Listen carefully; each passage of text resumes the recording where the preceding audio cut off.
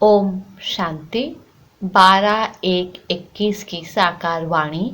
बाबा बोले, मीठे बच्चे, तुम बहुत समय के बाद फिर से बाप से मिले हो, इसलिए तुम बहुत बहुत सिकिलदे हो। प्रश्न, अपनी स्थिति को एक रस बनाने का साधन क्या है?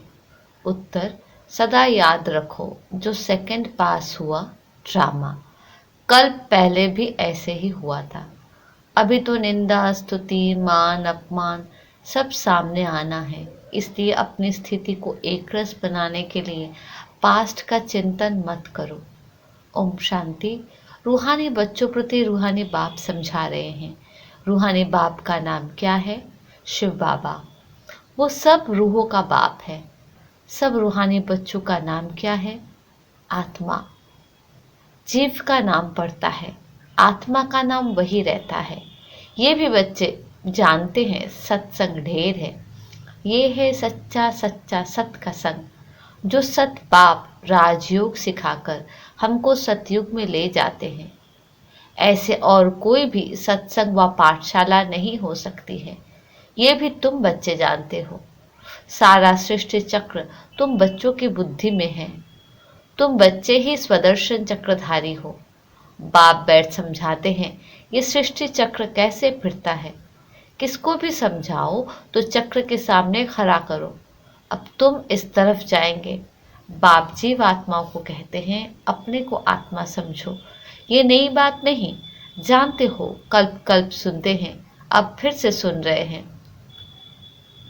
तुम्हारी बुद्धि में कोई भी देहधारी बाप, टीचर, गुरु नहीं है। तुम जानते हो विदेही शिव बाबा हमारा टीचर, गुरु है। और कोई भी सत्संग आदि में ऐसी बात नहीं करते होंगे। मधुबन तो ये एक ही है, वो फिर एक मधुबन वृंदावन में दिखाते हैं। वो भक्ति मार्ग में मनुष्य ने बैठ बनाए हैं। प्रैक्टिकल मधुबन तो ये है। तुम्हारी बुद्धि में है कि हम सतयुग त्रेता से लेकर पुनर्जन्म लेते लेते अभी संगम पर आकर खड़े हुए हैं। पुरुषोत्तम बनने के लिए हमको बाप ने आकर स्मृति दिलाई है। 84 जन्म कौन और कैसे लेते हैं वो भी तुम जानते हो। मनुष्य तो सिर्फ कह देते हैं, समझते कुछ नहीं। बाप अच्छी रीति समझाते हैं। सतयुग में सतोप्रधान आत्माएं थी, शरीर भी सतोप्रधान थे। इस समय तो सतयुग नहीं है, यह है कलयुग। गोल्डन एज में हम थे, फिर चक्र लगाकर पुनर्जन्म लेते लेते हम आयरन एज में आ गए। फिर से चक्र जरूर लगाना है। अभी जाना है अपने घर। तुम सिकिलदे बच्चे हो ना। सिकिलदे उसको कहा जाता है, सिकिलदे उनको कहा जाता है जो गुम हो जाते हैं, फिर बहुत समय के बाद मिलते हैं। तुम 5000 वर्ष के बाद आकर मिले हो। तुम बच्चे ही जानते हो ये वही बाबा है जिसने 5000 वर्ष पहले इस सृष्टि चक्र का हमको ज्ञान दिया था, स्वदर्शन चक्रधारी बनाया था। अभी फिर से बाप आकर मिले हैं जन्म सिद्ध अधिकार देने के लिए। यहाँ बाप रियलाइज कराते हैं। इसमें आत्मा के 84 जन्म की भी रियलाइजेशन आ जाती है। ये सब बाप बैठ समझाते हैं, जैसे 5000 वर्ष पहले भी समझाया था। मनुष्य को देवता या कंगाल को सिरताज बनाने के लिए। तुम समझते हो हमने 84 पुनर्जन्म लिए हैं। जिन्होंने नहीं लिए हैं वो यहाँ सीखने के लिए आएंगे भी नहीं, क्योंकि थोड़ा समझेंगे। नंबर वार तो होते हैं ना, अपने अपने घर गृहस्थ में रहना है। सब तो यहाँ नहीं आकर बैठेंगे। रिफ्रेश होने वो आएंगे जिनको बहुत अच्छा पद पाना होगा। कम पद वाले जास्ती पुरुषार्थ भी नहीं करेंगे। ये ज्ञान ऐसा है, थोड़ा भी पुरुषार्थ किया तो वो व्यर्थ नहीं जाएगा, सजा खाकर आ जाएंगे। पुरुषार्थ अच्छा करते तो सजा भी कम होती। याद की यात्रा बगैर विकर्म विनाश नहीं होंगे। ये तो घड़ी घड़ी अपने को याद कराओ। कोई भी मनुष्य मिले पहले तो उनको ये समझाना है अपने को आत्मा समझो। ये नाम तो पीछे शरीर पर मिले हैं, किसको बुलाएंगे शरीर के नाम पर। इस संगम पर ही बेहद का बाप रूहानी बच्चों को बुलाते हैं। तुम कहेंगे रूहानी बाप आया है, बाप कहेंगे रूहानी बच्चे। पहले रूह फिर बच्चों का नाम लेते हैं। रूहानी बच्चों, तुम समझते हो रूहानी बाप क्या समझाते हैं। तुम्हारी बुद्धि जानती है शिव बाबा इस भागीरथ पर विराजमान है। इसको वही सहज राजयोग सिखा रहे हैं, हमको वही सहज राजयोग सिखा रहे हैं। और कोई मनुष्य मात्र नहीं जिसमें बाप आकर राजयोग सिखाए, वो बाप आते ही है पुरुषोत्तम संगम युग पर। और कोई भी मनुष्य कभी ऐसे कह ना सके, समझा ना सके। ये भी तुम जानते हो, ये शिक्षा कोई इस बाप की नहीं। इनको तो ये मालूम नहीं था कि कलयुग खत्म हो सतयुग आना है। इनका अब कोई देहधारी गुरु नहीं है। और तो सब मनुष्य मात्र कहेंगे हमारा फलाना गुरु है, फलाना ज्योति ज्योत समाया। सबके देहधारी गुरु है। धर्म स्थापक भी देहधारी है। ये धर्म किसने स्थापन किया? परम पिता परमात्मा त्रिमूर्ति शिव बाबा ने ब्रह्मा द्वारा स्थापन किया है। इनके शरीर का नाम ब्रह्मा है। क्रिश्चियन लोग कहेंगे क्राइस्ट ने ये धर्म स्थापन किया। वो तो देहधारी है, चित्र भी है। इस धर्म के स्थापक का चित्र क्या दिखाएंगे? शिव का ही दिखाएंगे। शिव के चित्र भी कोई बड़े कोई छोटे बनाते हैं। है तो वो बिंदी ही, नाम रूप भी है, परंतु अव्यक्त है। इन आंखों से ही नहीं देख सकते। शिव बाबा तुम बच्चों को राज्य भाग्य देकर गए हैं, तब तो याद करते हैं ना। शिव बाबा कहते हैं मन मना भव, मुझ एक बाप को याद करो। किसकी स्तुति नहीं करनी है। आत्मा की बुद्धि में कोई देह याद ना आए, ये अच्छी रीति समझने की बात है। हमको शिव बाबा पढ़ाते हैं, सारा दिन ये रिपीट करते रहो। शिव भगवान उवाच, पहले पहले तो अल्प ही समझना पड़ेगा। ये पक्का नहीं किया और बेते बताई तो कुछ भी बुद्धि में बैठेगा नहीं। कोई कह देते ये बात तो राइट है, कोई कहते इस समझने में तो टाइम चाहिए, कोई कहते विचार करेंगे। किस्म किस्म के आते हैं। यह है नई बात। परमपिता परमात्मा शिव आत्माओं को बैठ पढ़ाते हैं। विचार चलता है, क्या करे जो मनुष्य को ये समझ में आ जाए। शिव ही ज्ञान का सागर है। आत्मा को ज्ञान का सागर कैसे कहते हैं? जिसको शरीर ही नहीं है। ज्ञान का सागर है तो जरूर कभी ज्ञान सुनाया है, तब तो उनको ज्ञान सागर कहते हैं। ऐसे ही क्यों कहेंगे? कोई बहुत पढ़ते हैं तो कहा जाता है ये तो बहुत वेद शास्त्र पढ़े हैं, इसलिए शास्त्र अथवा विद्वान कहा जाता है। बाप को ज्ञान का सागर अथॉरिटी कहा जाता है। जरूर होकर गए हैं। पहले तो पूछना चाहिए अभी कलयुग है या सतयुग, नई दुनिया है या पुरानी दुनिया। एक ऑब्जेक्ट तो तुम्हारे सामने खड़ा है। ये लक्ष्मी नारायण अगर होते तो उन्हों का राज्य होता। ये पुरानी दुनिया कंगालपना ही नहीं होता। अभी तो सिर्फ इन्हों के चित्र है, मंदिर में मॉडल्स दिखाते हैं। नहीं तो उन्हों के महल बगीचे आदि कितने बड़े बड़े होंगे, सिर्फ मंदिर में थोड़ी रहते होंगे। प्रेसिडेंट का मकान कितना बड़ा है, देवी देवता तो बड़े बड़े महलों में रहते होंगे, बहुत जगह होगी। वहाँ डरने आदि की बात ही नहीं होती। सदैव फुलवारी रहती है, कांटे होते ही नहीं। वो है ही बगीचा। वहाँ तो लकड़ियाँ आदि जलाते नहीं होंगे। लकड़ियों में धुआं होता है तो दुख फील होता है। वहाँ तो बहुत थोड़े टुकड़े में रहते हो, पीछे वृद्धि को पाते जाते हैं। बहुत अच्छे अच्छे बगीचे होंगे, खुशबू आती रहेगी। जंगल होती ही नहीं, जंगल होगा ही नहीं। अभी फीलिंग आती है, देखते तो नहीं है।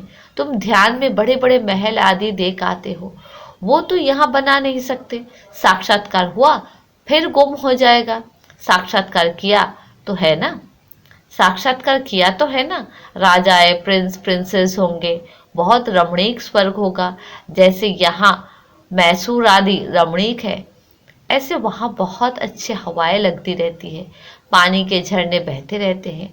आत्मा समझती है हम अच्छी अच्छी चीजें बनाएं। आत्मा को स्वर्ग तो याद आता है ना। तुम बच्चों को रियलाइज होता है क्या क्या होगा, कहाँ हम रहते होंगे। इस समय ये स्मृति रहती है।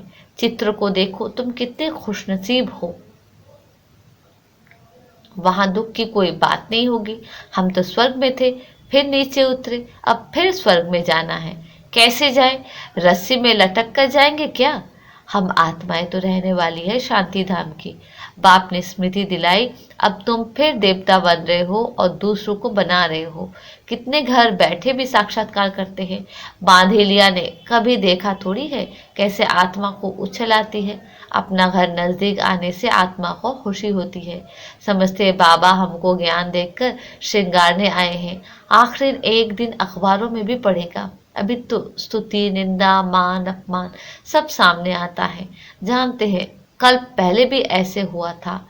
जो सेकंड पास हो गया उसका चिंतन नहीं करना होता। अखबारों में कल पहले भी ऐसे पढ़ा था। फिर पुरुषार्थ किया जाता है। हंगामा तो जो हुआ था सो हो गया, नाम तो हो गया ना। फिर तुम रिस्पॉन्ड करते हो। कोई पढ़ते हैं, कोई नहीं पढ़ते हैं। फुर्सत नहीं मिलती और कामों में लग जाते हैं। अभी तुम्हारी बुद्धि में है। ये बेहद का बड़ा ड्रामा है। टिक टिक चलती रहती है, चक्र फिरता रहता है। एक सेकंड में जो पास हुआ फिर 5000 वर्ष बाद रिपीट होगा। जो हो गया सेकंड बाद ख्याल में आता है, ये भूल हो गई, ड्रामा में नूंद गया। कल पहले भी ऐसे ही भूल हुई थी, पास्ट हो गई, अब फिर आगे के लिए नहीं करेंगे। पुरुषार्थ करते रहते हैं। तुमको समझाया जाता है घड़ी घड़ी, ये भूल अच्छी नहीं है, ये कर्म अच्छा नहीं है, दिल खाती होगी, हमसे ये खराब काम हुआ। बाप समझानी देते हैं, ऐसे नहीं करो, किसको दुख होगा, मना की जाती है। बाप बतला देते हैं ये काम नहीं करना। बगैर पूछे चीज उठाया उसको चोरी कहा जाता है। ऐसे काम मत करो, करवा मत बोलो। आजकल दुनिया देखो कैसी है। कोई नौकर पर गुस्सा किया तो वो भी दुश्मनी करने लग पड़ते हैं। वहां तो शेर बकरी आपस में शिरखंड रहते हैं। लून पानी और शिरखंड। सतयुग में सब मनुष्य आत्माएं आपस में शिरखंड रहते हैं और इस रावण की दुनिया में सब मनुष्य लून पानी है। बाप बच्चा भी लून पानी। काम महाशत्रु है ना। काम कटारी चलाए एक दो को दुख देते हैं। ये सारी दुनिया लून पानी है। सतयुगी दुनिया शिरखंड है। इन बातों से दुनिया क्या जाने। मनुष्य तो स्वर्ग को लाखों वर्ष कह देते हैं तो कोई बात बुद्धि में आ न सके। जो देवताएं थे उन्हों को ही स्मृति में आता है। तुम जानते हो ये देवता सतयुग में थे। जिसने 84 जन्म लिए हैं वही फिर से आकर पढ़ेंगे और कांटों से फूल बनेंगे। जिसने 84 जन्म लिए हैं वही फिर से आकर पढ़ेंगे और कांटों से फूल बनेंगे। ये बाप की एक ही यूनिवर्सिटी है। इनकी ब्रांचेस निकलती रहती है। खुदा जब आएगा तब उनके खिदमतगार बनेंगे जिनके द्वारा खुदा खुद राजाई स्थापन करेंगे। तुम समझते हो हम खुदा के खिदमतगार हैं। वो जिस्मानी खिदमत करते हैं, ये रूहानी। बाबा हम आत्माओं को रूहानी सर्विस सिखला रहे हैं क्योंकि रूह ही तमो प्रधान बन गई है। फिर बाबा सत्व प्रधान बना रहे हैं। बाबा कहते हैं माँ में कम याद करो तो विकर्म विनाश होंगे। ये योग अग्नि है। भारत का प्राचीन योग गाया हुआ है ना। आर्टिफिशियल योग तो बहुत हो गए हैं। इसलिए बाबा कहते हैं याद की यात्रा कहना ठीक है। शिव बाबा को याद करते करते तुम शिवपुरी में चले जाएंगे। वो है शिवपुरी, वो विष्णुपुरी, ये रावणपुरी। विष्णुपुरी के पीछे है रामपुरी। सूर्यवंशी के बाद चंद्रवंशी है।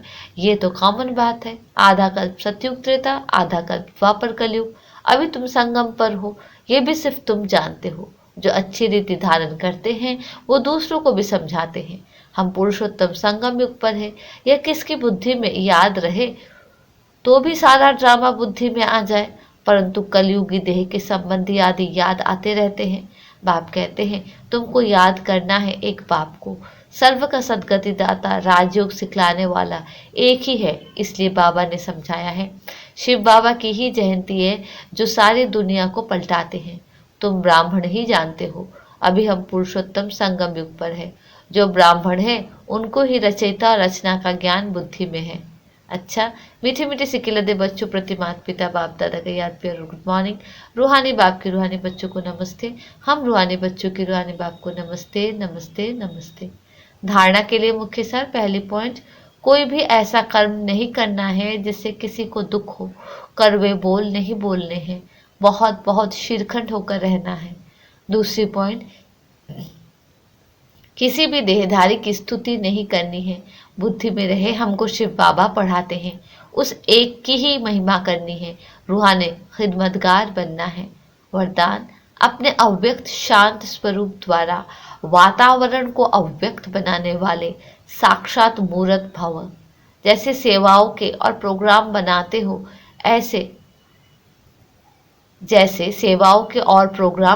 हो, ऐसे सवेरे से रात तक याद की यात्रा में कैसे और कब रहेंगे ये भी प्रोग्राम बनाओ। और बीच बीच में 2-3 मिनट के लिए संकल्पों के ट्रैफिक को स्टॉप कर लो। जब कोई व्यक्त भाव में ज्यादा दिखाई दे तो उनको बिना कहे अपना अव्यक्त शांत रूप ऐसा धारण करो जो वो भी इशारे से समझ जाए। इससे वातावरण अव्यक्त रहेगा, अनोखापन दिखाई देगा और आप साक्षात्कार कराने वाले साक्षात मूर्त बन जाएंगे। स्लोगन, संपूर्ण सत्यता ही पवित्रता का आधार है। ओम शांति।